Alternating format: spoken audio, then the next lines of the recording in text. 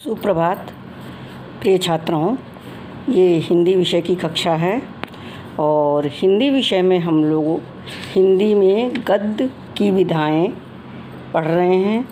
अभी हमने निबंध पढ़ा, निबंध का अर्थ, और इसमें निबंध को गद्य की कसौटी कहा जाता है और गद्य रचना जो अच्छी तरह बंधा हो उसे ही हम लोग निबंध या इसे निबंध कहा जाता है, हम लोग कहते हैं।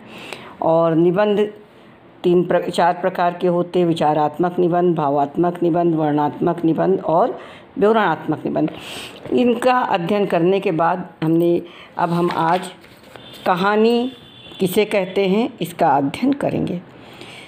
कहानी वह साहित्यिक गद्य विधा है।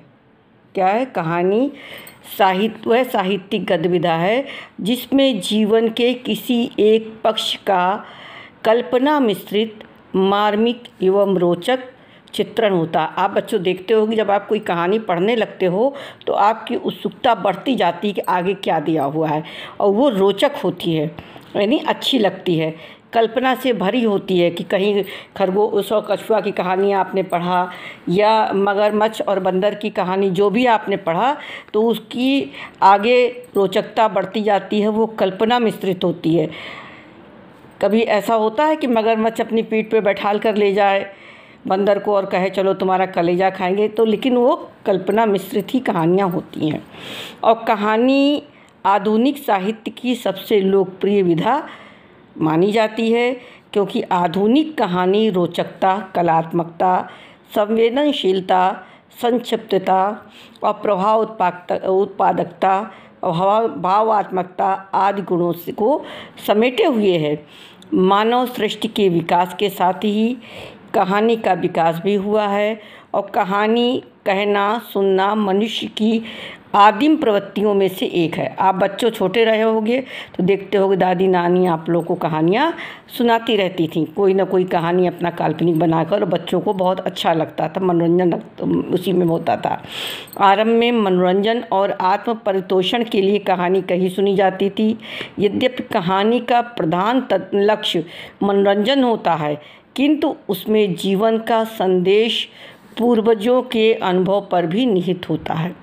यानी कहानी जो होती है संदेशात्मक भी होती है और उसमें पूर्वजों का अनुभव भरा होता है। आज की कहानी जीवन में बहुत निकट आ गई है, वह जीवन में यथार्थ की प्रतिछाया मानी जाती है।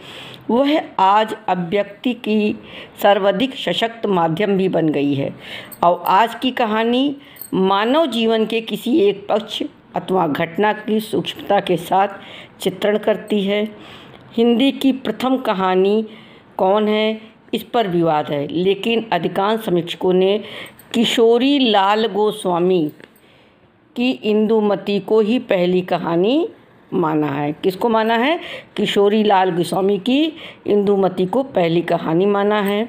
और विषय वस्तु के आधार पर हिंदी की कहानियों का विभाजन इस प्रकार किया जा सकता है: ऐतिहासिक, सामाजिक, यथार्थवादी, दार्शनिक, प्रतीकवादी, मनोवैज्ञानिक और हास्य व्यंग प्रधान आदि कहानियाँ। यानी अगर आपको कहानियों का विभाजन कहा जाए, कहानी कितने प्रकार की होती है, तो वो कहानी यह है: ऐतिहासिक, सामाजिक, यथार्थवादी, दार्शनिक, प्रतीकवादी और मनोवैज्ञानिक, हास्य व्यंग प्रधान आदि कहानियाँ होती हैं।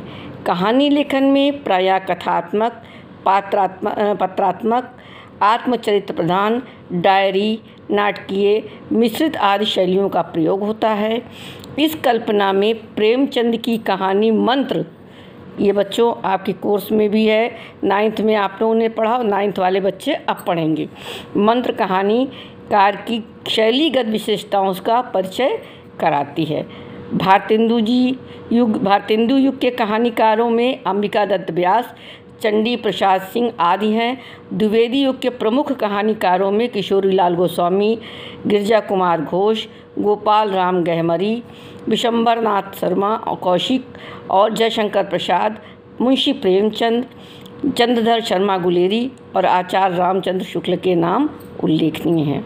तो कहानीकार कौन कौन से हैं ये आपको देखना है। और सबसे प्रमुख कहानीकार कौन कहे जाते हैं? मुंशी प्रेमचंद। इनकी कहानी सबसे अधिक प्रसिद्ध है। बाकी तो और का नाम हमने आपको बता ही दिया। ये हमारा कहानी है। अगला है नाटक। नाटक किसे कहते हैं?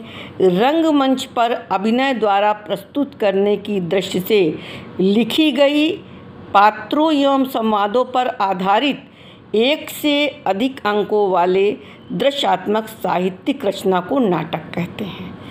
अगर आपसे पूछा जाए नाटक किसे कहते हैं, नाटक आप लोग देखते हैं, सुनते हैं और टीवी में भी बहुत सारे नाटक देखते रहते हैं, तो उसको वो किसे कहते हैं?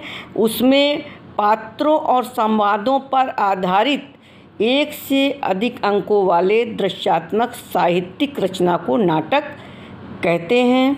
नाटक वस्तुतः रूपक का एक भेद है और रूप का आरोप होने के कारण नाटक को रूपक कहा गया है।